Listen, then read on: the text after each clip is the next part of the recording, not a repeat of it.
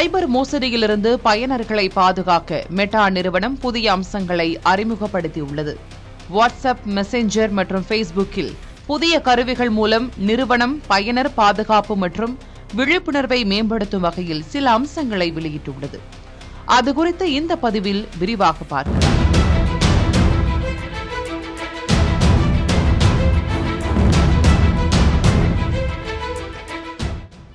தேசிய குற்ற ஆவண காப்பகம் வெளியிட்டுள்ள சமீபத்திய தரவுகளின்படி இந்தியாவில் சைபர் குற்றங்கள் மிகப்பெரிய அதிகரிப்பை கண்டுள்ளது. இந்த அதிகரிப்புக்கு மோசடி, மிரட்டி பணம் பறித்தல் மற்றும் பாலியல் சுரண்டல் ஆகியவை முக்கிய காரணமாக இருப்பதாக தகவல்கள் தெரிவிக்கின்றன. சைபர் குற்ற வழக்குகளின் எண்ணிக்கை கடந்த 2022 மட்டும் 65,893 இருந்து 2023 86,420 உயர்ந்துள்ளது. 2025 சைபர் குற்றங்கள் உலகளவில் கணிசமான அளவில் அதிகரிக்கும் என எதிர்பார்க்கப்படுகிறது.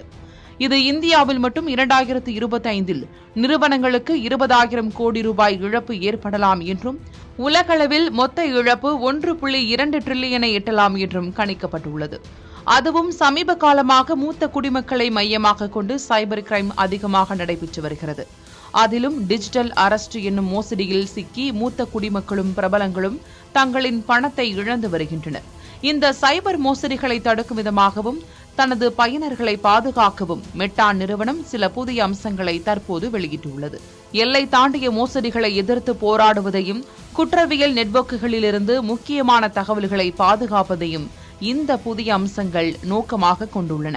அதில் வாட்ஸ்அப், மெட்டா வீடியோ அழைப்புகளின் போது தெரியாத நபர்களின் தொடர்புகளுடன் திரைகளை பகிரும் பயனர்களுக்கு எச்சரிக்கை செய்தியை வெளியிடுகிறது.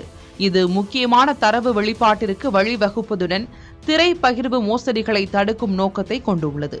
இதனால் சைபர் மோசடி கும்பல் வங்கி விவரங்கள் அல்லது OTP எண்களை திருட பயன்படுத்தும் வழிமுறைகளை தடுக்கலாம். இதற்கிடையில் மெசஞ்சரும் மேம்பட்ட மோசடிகளை கண்டறியும் AI அமைப்பு அறிமுகமாக உள்ளது. இதில் சந்தேகத்திற்கிடமான செய்திகள் கிடைத்தவுடன் பயனர்களை அலர்ட் செய்யும் எச்சரிக்கை செய்தியை காட்டுகிறது. அத்துடன் இது புதிய எண்ணிலிருந்து வரும் குறுந்தகவல்கள் பற்றி பயனர்களுக்கு எச்சரிக்கையை வழங்கும் திறன் கொண்டது. அத்துடன் மூத்த குடிமக்களுக்கான டிஜிட்டல் பாதுகாப்பு விழிப்புணர்வை தீவிரப்படுத்தும் நோக்கில் நாட்டின் முக்கிய நகரங்களில் பயிற்சி முகாம்கள் மற்றும் விழிப்புணர்வு நிகழ்ச்சிகள் நடத்தப்பட உள்ளன.